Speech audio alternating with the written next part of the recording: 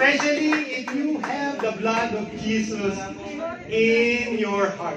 Sa puso mo and by faith. Amen. So, to call in po para sa ating preparatory service po, may we call ating team pastor, si Pastor Eli po, para magbigay po ng mensahe for our offering po. Amen. Palakpakan po natin ang Diyos. Amen.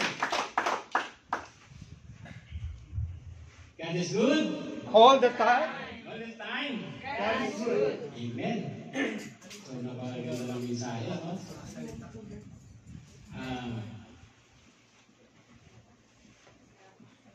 Sino po sa inyo ang mga tumanggap na sa Panginoon? Taas ang kamay.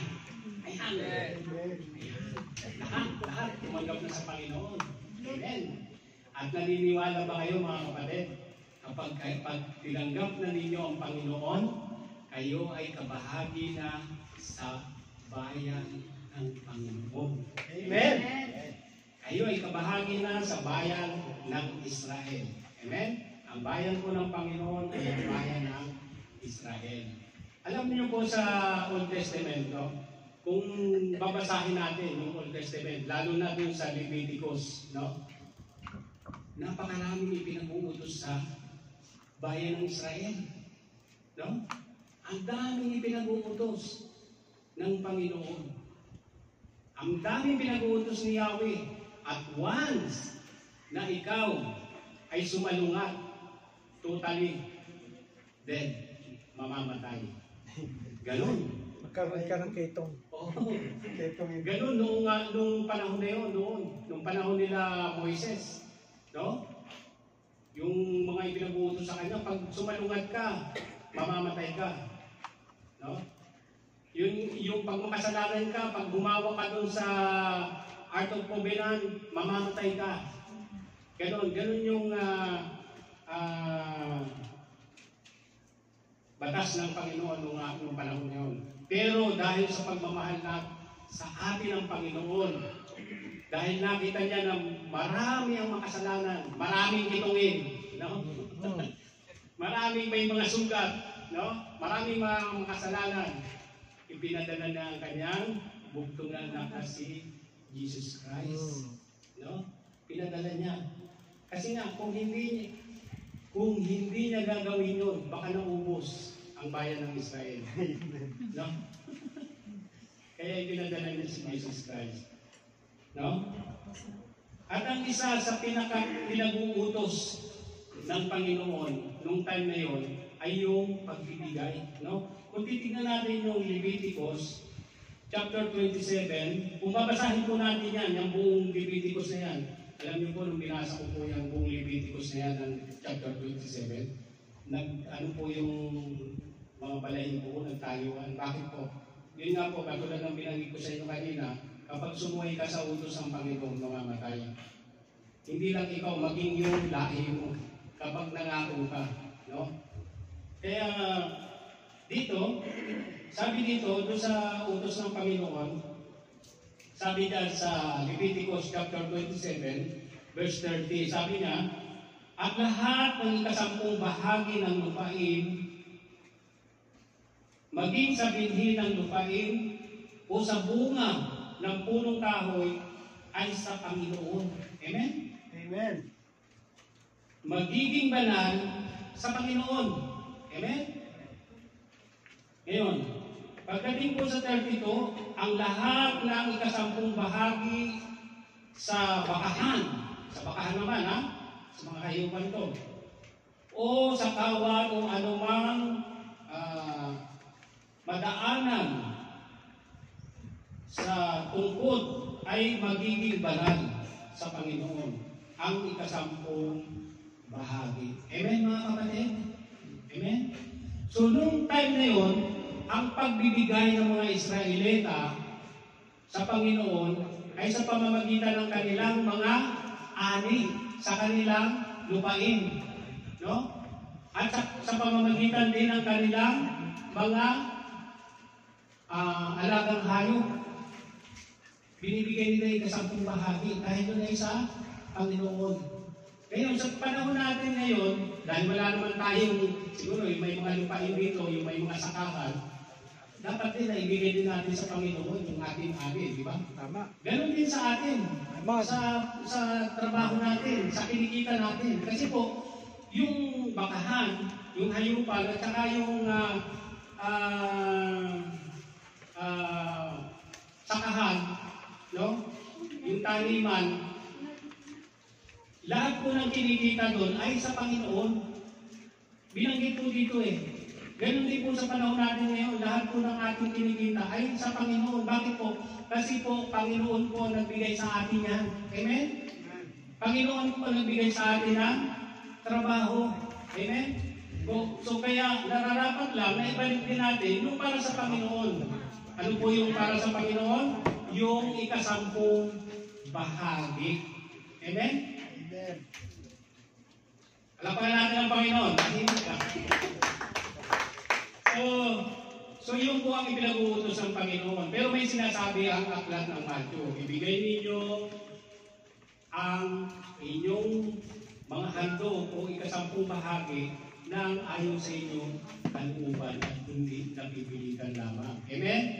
Hindi po napipilitan lamang, mga kapatid. Ibigay po natin ang para sa Panginoon. Amen po mga kapatid? Hindi po dapat napipilitan lang. Pero tandaan po natin mga kapatid na ang lahat ng ating itinatangkilik ay para sa Panginoon. Dahil po, Panginoon po ang nagbigay sa atin yan. Once na hindi po tayo nagbigay sa Panginoon, maaaring mawala sa atin. O maaaring sagana naman tayo, pero mapapansin natin, no?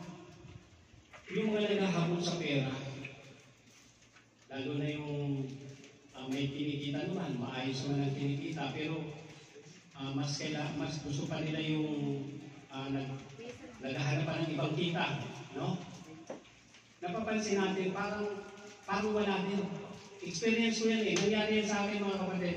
Nung time na kalakasan ko nung mag-part-time, tumatanggap ako ng part-time sa labas. Ang lakas kong may part-time naman. Mas malakas pa po yung kinikita ko sa part-time kaysa sa sahod ko. Pero, ang problema ko, laging kulang. Tapos pa rin. Laging may problema. Yun ang pinagtataka ko. Pero ngayon, nung tinigil ko ang part-time, binuhos ko yung isip ko para sa Panginoon. Praise God. Pinagpapala. Amen. Amen.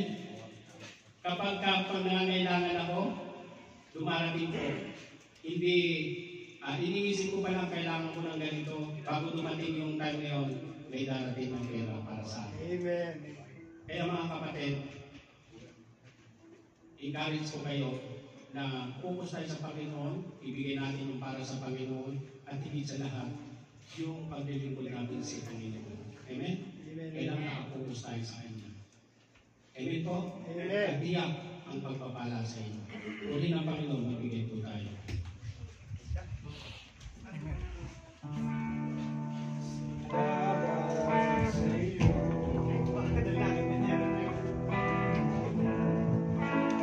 Ating Panginoon Jesus, ako'y ibig mo.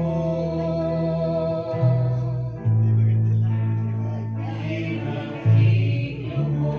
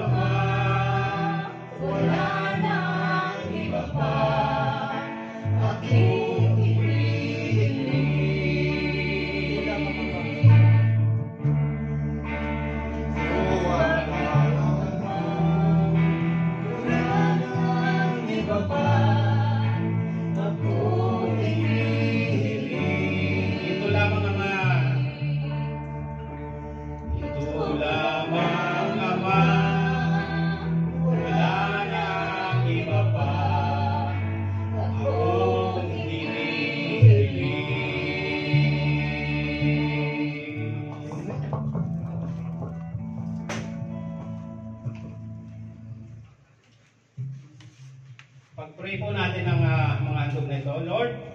Lord, basbasan niyo po, Panginoon, ang mga handog na ito, Panginoon. Pagpalain niyo po ang aming mga kapatid, Panginoon. Higit sa lahat, Panginoon, ang aming mga kapatid na nagkukulang, Panginoon, sa kanilang pinansyal. Lord, naniniwala kami, Panginoon, na pupuluin mo ang kanilang pangangailangan, Panginoon. Hallelujah. Oh, hallelujah. Lord, nawa ang mga handog na ito, Panginoon, ay magamit lamang para sa iyong gawain, para sa iyong kalooban, Panginoon, at nawa, Panginoon, ay ingatan mo rin, Panginoon, ang mga naghahawak ng mga salaping ito, Panginoon. Salamat po sa mga handog na ito at naniniwala kami, Panginoon, na ang pagpapala mo ay ibubuhos mo sa amin katulad ng ipinangako mo sa Malakay 3:10 na bubuksan mo ang durong-awon ng langit at ibubuhos sa amin ang masaganang pagpapala at hindi mo bibigyan ng salot ang aming mga pamilya, Panginoon. Salamat po sa blessing na ito sa pangalan ng Ama, ng Anak at pakikisa ng Banal na Espiritu. Amen. Amen.